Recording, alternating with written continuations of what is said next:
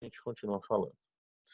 Então a ideia de você conhecer, né, a fotossíntese é você poder controlar, né, e aumentar isso, né. Nessa época que os caras descobriram a fotossíntese, a pesquisa genética estava caminhando em paralelo já, né.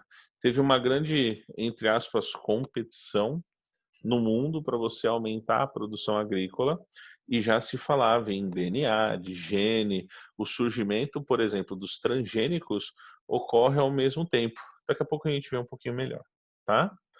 Então lembrando lá, ó, dos fatores que controlavam a fotossíntese, a fase clara precisa do quê?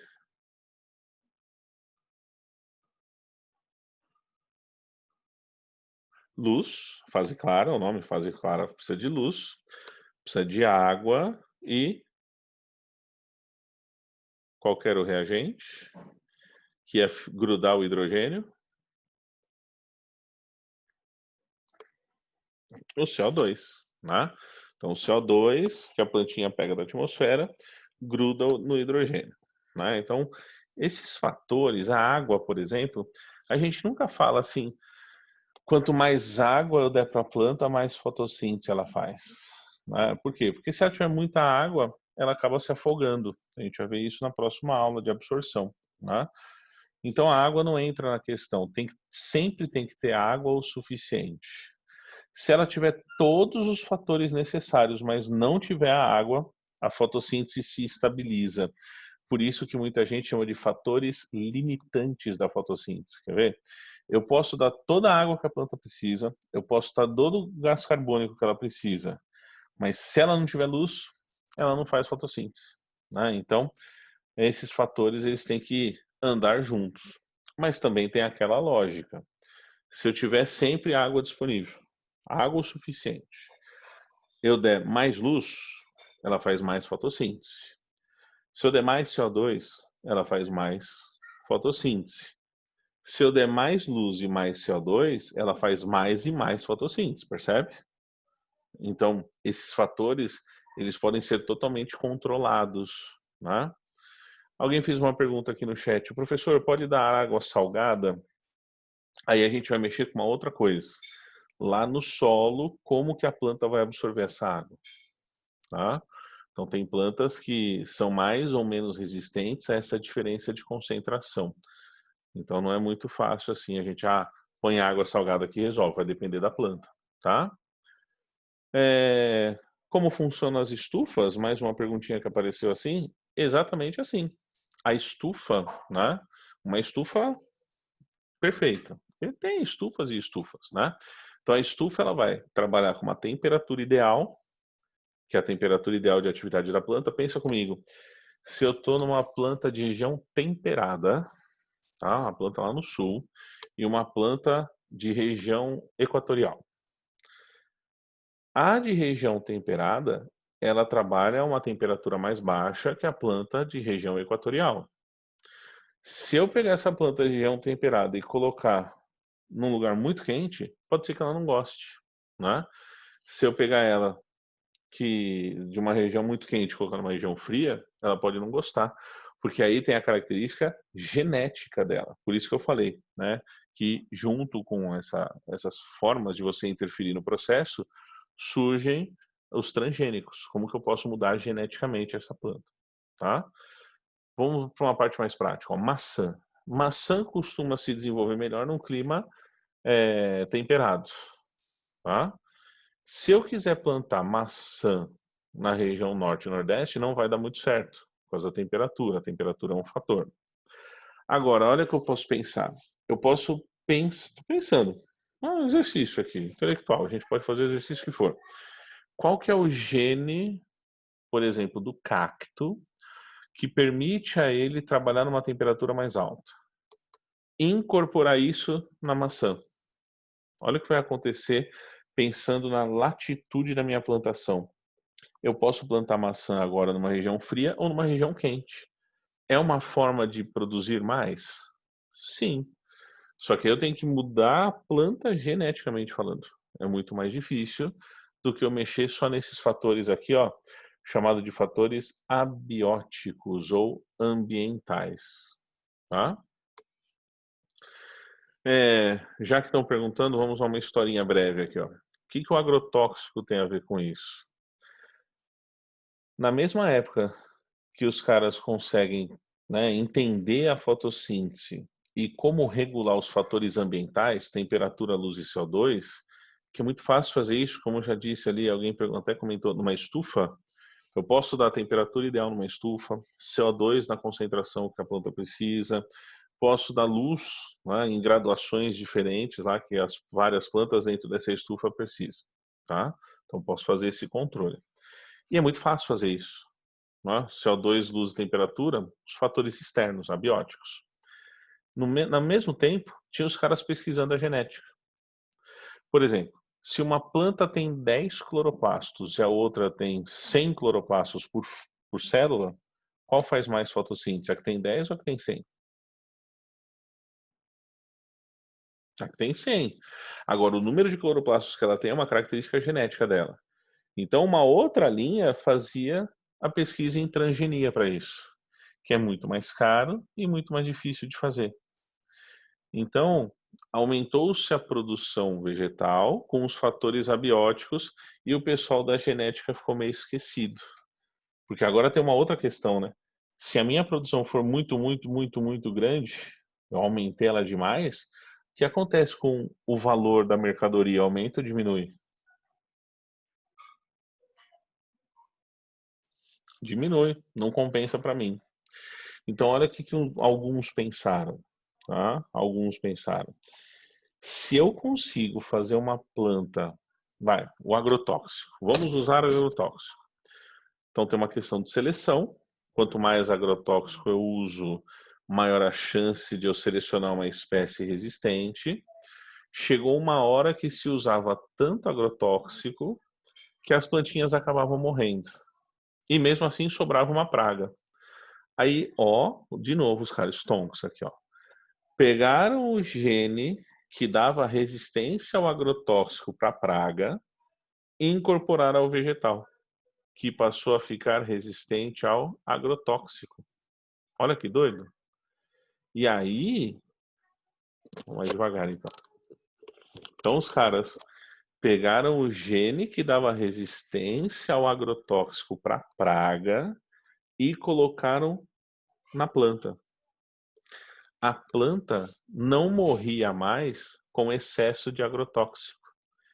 E aí ninguém sabia que agrotóxico fazia mal. Posso usar agrotóxico quanto eu quiser. E nesse meio surge o tal do transgênico. Né? Os primeiros transgênicos comerciais, né, assim falando, né, o milho lá, Roundup, sei lá o quê, eram plantas resistentes a agrotóxicos. Mas ninguém tinha feito estudo ainda para falar que o agrotóxico fazia mal. E isso para quê? Para você aumentar o rendimento da sua produção. E isso era mais caro, tá? Peraí.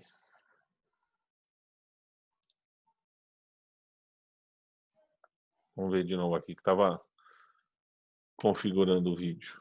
Vamos ver se melhora. Tá normal? Ó, se der uma travada aí de novo, você me avisa que eu tiro o meu vídeo, acho melhor. Tá? Vou tirar já. Tira o vídeo aqui. Pronto. Vamos ver se fica melhor. Tá bom? Então, ó.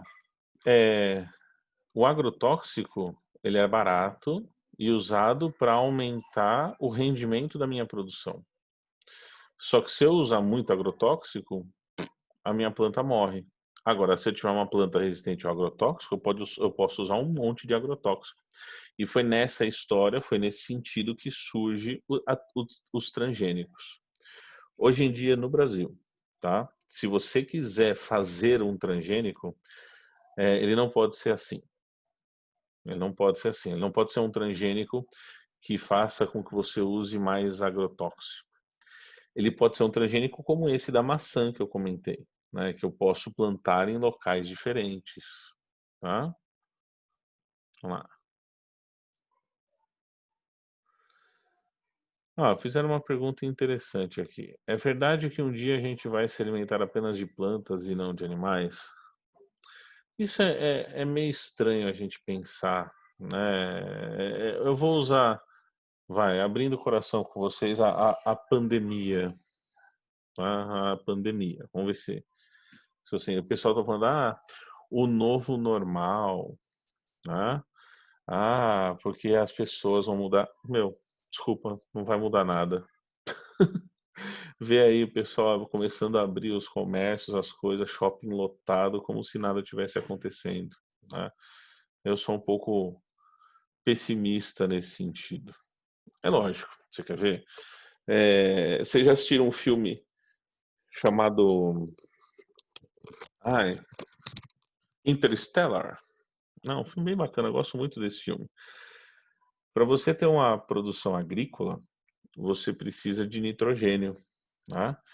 E a maior parte do nitrogênio necessário para as plantas vem de bactérias que moram com elas, né? São um mutualismo com bactérias.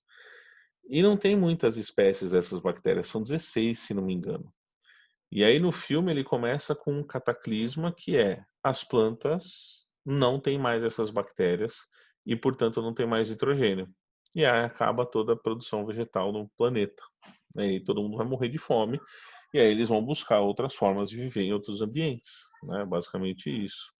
Então fala assim, se a gente pensar para o ambiente, o que é melhor, com certeza é melhor, né, a dieta vegetariana, né, vegetariana, e não consumir carne, porque uma boa parte da produção de carne depende de uma produção agrícola que é muito maior, né? Mas falar que com o tempo, talvez na nossa existência, né, na nossa geração, vai haver essa mudança, né, na alimentação, eu acho pouco provável, né? Pode se tornar mais restritiva, talvez, ficar mais difícil o acesso à carne, alguma coisa assim, como nos próximos 20, 30 anos, mas, né, não acho que será uma mudança tão rápida a ponto da minha geração, a sua geração vivenciar isso, tá bom? Mas voltando aqui para a produção, ó. Então, se eu controlar a temperatura, ó, a luz e o gás carbônico, eu interfiro no rendimento da fotossíntese da planta, tá? Agora, se eu colocar luz demais, eu vou interferir na atividade dos cloroplastos. Então, a quantidade de cloroplastos que a planta tem já é um fator genético. Se eu aumentar ou variar demais a temperatura, eu vou ter que mudar a atividade enzimática da planta, que também é um fator genético. Vai chegar uma hora que se eu colocar muito CO2, não vai adiantar. Por quê? Porque não tem um número de estômatos o suficiente para o CO2 entrar. Então nessas duas colunas, nessa coluna aqui, ó, nessas duas, né, os dois itens bióticos e abióticos, ó, esses de cima, os bióticos, são os fatores genéticos das plantas que só podem ser mudados pela genética, pelos transgênicos. E os abióticos você pode mudar até na sua casa aí, fornecendo luzes de forma diferente para a plantinha, tá bom?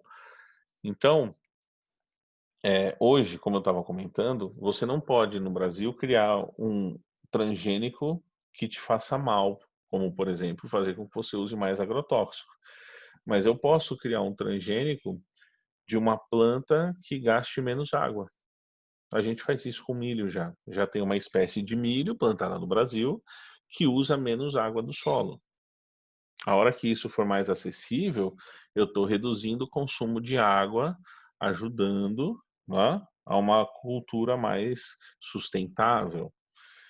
Eu posso plantar plantas em regiões que antes elas não eram toleráveis, né? Elas não tolerariam porque eu fiz uma mudança genética nela. Então esses transgênicos, chamados de bons transgênicos, já estão em produção aqui pra gente, tá? Mas analisando aqui, ó, o que está mostrando esse gráfico em relação à temperatura? Ó, que essa plantinha tem uma temperatura ótima perto de 40 graus, tá vendo? Ó? Aqui, ó, perto de 40 graus é a fotossíntese ideal para ela. Se eu plantar ela numa região fria, a produção dela vai estar aqui, ó, 20 graus. Então, sabendo que planta é essa, eu tenho a região certa para produzi-la, para que ela produza mais, né? E esse gráfico é interessante porque ele está mexendo com dois fatores simultâneos, além da temperatura, com a luz. Estou mostrando aquela ideia que eu disse agora há pouco, que se eu regular um fator, ela faz mais fotossíntese, então a temperatura ideal 40 graus. E se eu mexer em outro, por exemplo, mais luz, ela vai fazer mais fotossíntese, tá? Como alguém perguntou aqui, tem venda? Já, já. Já tem venda, já. Né? Ainda é caro, porque tem pouca produção, e tem que pagar a técnica, né? Tem que pagar a transgênica, mas daqui a pouco o preço diminui. Então, uma dica para vocês. Toda vez que uma questão, a parte aplicada, que é a parte da questão, estiver trabalhando o fator temperatura como influenciante da fotossíntese, o gráfico vai formar essa curva, vai formar essa parábola, tá? Por quê? Porque a temperatura tem a ver com a ação das enzimas. Ah, tem um bicho. Então, se a temperatura for muito alta, a planta fica cozida, né? Então a fotossíntese decresce, e se a temperatura for muito baixa, a ação enzimática diminui. Então, toda vez que o gráfico tiver esse formato de parábola, tá? A temperatura é o fator que ele está trabalhando. Como é que faz para colocar mais luz sem aumentar a temperatura? Vamos para uma estufa, né? Então, lá numa estufa eu consigo manter a temperatura constante, 40 graus, e usar uma luz com comprimento de onda ideal, que não tem tanta produção de infravermelho que carrega calor.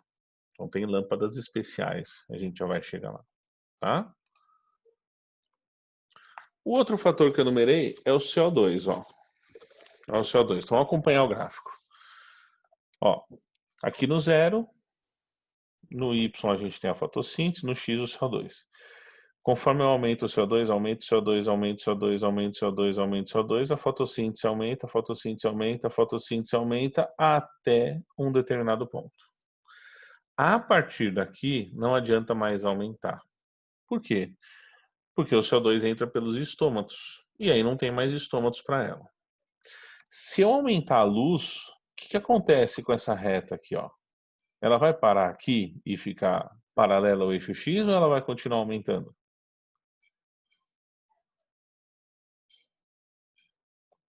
Ela vai continuar aumentando, porque daí eu estou mexendo com dois fatores. Mas olha o que acontece se tiver muito CO2, tá?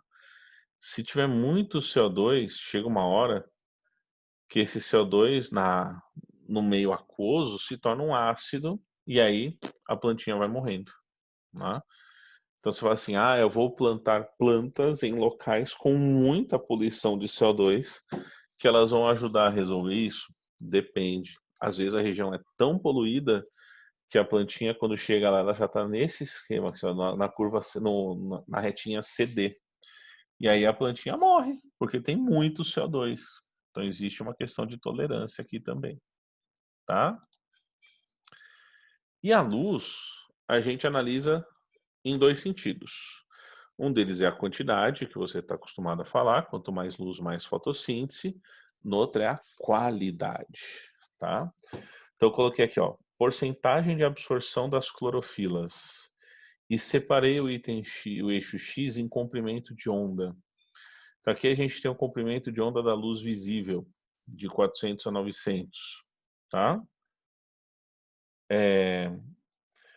Aqui, perto da cor azul, entre 400 e 500, a porcentagem de absorção é muito grande. Quer dizer que ela faz muita fotossíntese na cor azul. Aqui, próximo dos 700, 800, 900, a gente tem a cor vermelha, né? E ela também faz bastante fotossíntese, tem alta taxa de absorção. Mas aqui, ó, entre 500 e 600, ó, mais ou menos, né, perto dos 600 aqui, é o que a gente chama de luz verde, o comprimento de onda da cor verde. Então, as plantinhas não absorvem muito a luz verde para fazer fotossíntese. Então, se eu quero uma fotossíntese mais eficiente, eu tenho que usar a luz de que cor? Azul, verde ou vermelha?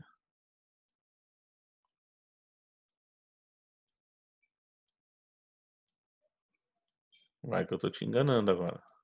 Oh, Eu tenho que usar todo o espectro, ó. Porque mesmo aqui, ó, se a gente pegar a clorofila A, que é a clorofila vegetal verde, ó, a absorção não é zero, ela é pequena. Qual que é a luz em espectro visível que contempla todas as cores? É a luz branca. Perfeito, pessoal. Tá bom, vocês estão bem, hein, meu? Estão afiados aí. Então a luz branca é a luz mais eficiente, porque ela vai contemplar todas as todo o espectro da luz visível, tá? Mas se alguém perguntar qual é, separando, né, os espectros de cores por comprimento de onda, o azul e o vermelho são mais eficientes, mas na prática eu vou dar luz branca. E aí eu dou luz branca quando? Eu forneço luz branca à noite para ela, né? Eu forneço luz branca à noite para ela, né? Então posso deixar uma luz branca incandescente o tempo inteiro. Quando você vê, como estão perguntando no chat aqui, ó, luz vermelha, luz roxa, em algumas plantações, é porque daí ele está usando um outro espectro que é a floração. A floração da planta depende de outros espectros luminosos, como o roxo e o vermelho. Aí não é mais fotossíntese, tá bom? E a intensidade, né, a quantidade de luz. Ó, hoje, se você lembrar desse gráfico aqui para mim, é mais do que o suficiente. Ele está comparando a respiração com a fotossíntese, tá vendo? E no eixo X, a quantidade de luz. Então, quanto mais luz eu dou, ó, maior a intensidade luminosa, mais fotossíntese vai acontecer até um certo ponto. A partir daqui, ela se estabiliza porque provavelmente não tem clorofila a mais. Todas as clorofilas estão utilizadas, tá? E todo matemático gosta disso aqui, ó. O que está escrito aqui, ó, quando a respiração encontra a fotossíntese? Que está mostrando o quê? Tudo que a planta produz, ela consome. Ó, a fotossíntese é igual à respiração. Tudo que a planta produz, ela consome.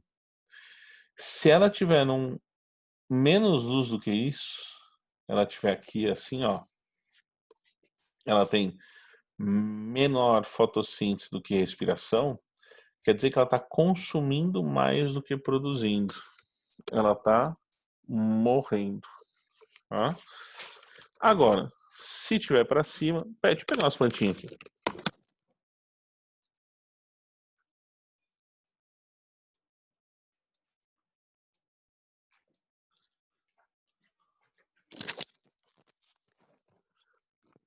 Pegar umas plantinhas aqui para vocês. Tá na mão.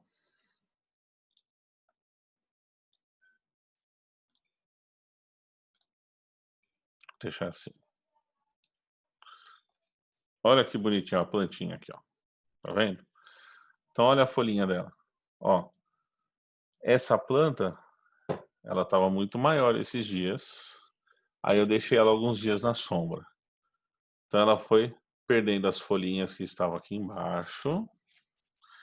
E aqui, olha essa folhinha, ó. Tá vendo que ela tá ficando amarelada? O que aconteceu com ela? Eu deixei ela na sombra. E ela precisava de mais luz do que isso, tá? Essa aqui é a famosa rosa do deserto, tá? Antes que alguém ficasse me zoando. Aí. Então, quando essa plantinha ela ficou aqui, ela tinha respiração maior do que fotossíntese, ela começou a morrer, tá? O que eu vou fazer agora? Eu vou deixar ela mais exposta ao sol, vou ultrapassar esse valor, em que a produção dela se torna maior do que o consumo. Aí ela vai ficar verde, vistosa, vai ficar mais bonita. Agora, se eu perguntar qual a mínima quantidade de luz que ela precisa para sobreviver, tá aqui, ó. É esse valor, né, em que a respiração e a fotossíntese se igualam. Por isso esse ponto ele é muito importante. Ele é chamado de ponto de compensação fótico. Significa a menor quantidade de luz que a plantinha precisa para sobreviver, tá? Se ela tem menor quantidade de luz do que ela precisa para sobreviver, ela vai morrer. Se ela tem maior quantidade de luz que ela precisa para sobreviver, ela vai crescer. Agora, se ela tiver exatamente a quantidade de luz que ela precisa para sobreviver, ela vai ficar ali sobrevivendo. Ela não vai se produzir, ela não vai produzir flor, fruto, nem nada disso, mas ela vai sobreviver, tá? Então, tem plantas que precisam de menos luz, tem plantas que precisam de mais luz. Então, tem as plantas que a gente fala de sombra, são as umbrófitas, e tem as heliófitas, que são as plantas que precisam de mais luz, que podem ficar expostas à luz completa, tá?